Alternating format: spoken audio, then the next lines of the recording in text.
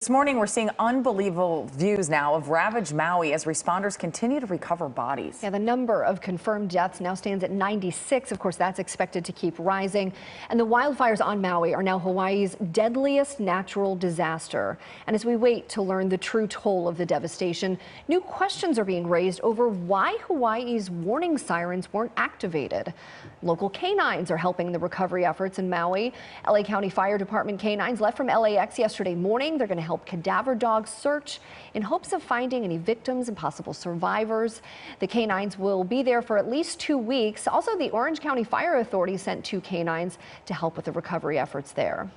Meanwhile, crews are also working around the clock to get much needed supplies to the thousands of people who've been displaced. Yeah, KCAL news anchor Rudabeh Shahbazi has been on the ground in Kihei, where volunteers have been turning up to do what they can for their community, and it's a really large effort there, Rudabeh. What are some of the supplies people are in most need of right now?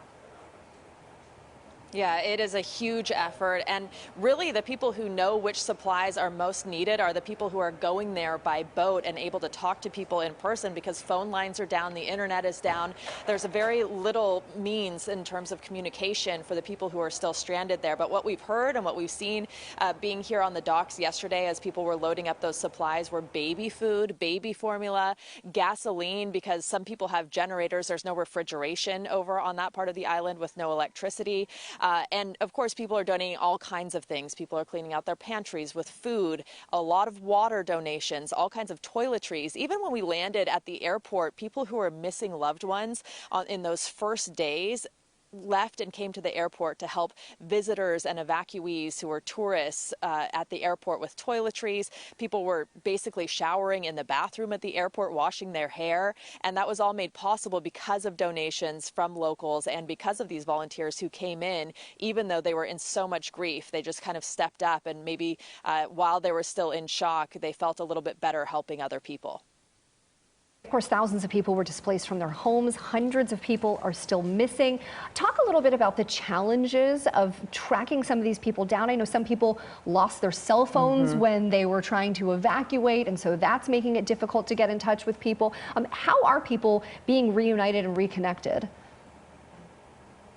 Well, you know, we spoke with one person yesterday who said, I actually want to do this interview on the news because I hope my family on the East Coast, on the mainland, will see this and know that I'm alive, because I don't have any contacts right now. My phone burned. He's actually sleeping in a park. And so people are finding each other via word of mouth. He also was talking about how he, you know, escaped Lahaina barely. He saw people dying around him. He got out, and then he didn't know who was alive and who had perished in the flames. And so when he saw people at the park or in town, he was so relieved to know that they were alive, and that's how he was finding out that his friends were alive. But really, it's the communication has been down, and it's very, very sad, because now people who are missing loved ones are being asked to go submit their DNA so that when they identify remains, they might be able to match those with relatives and identify people that way. That's how bad it is. Well, it sounds like there's been just such a small area searched so far, because they are trying to be so diligent and make sure that they get this right.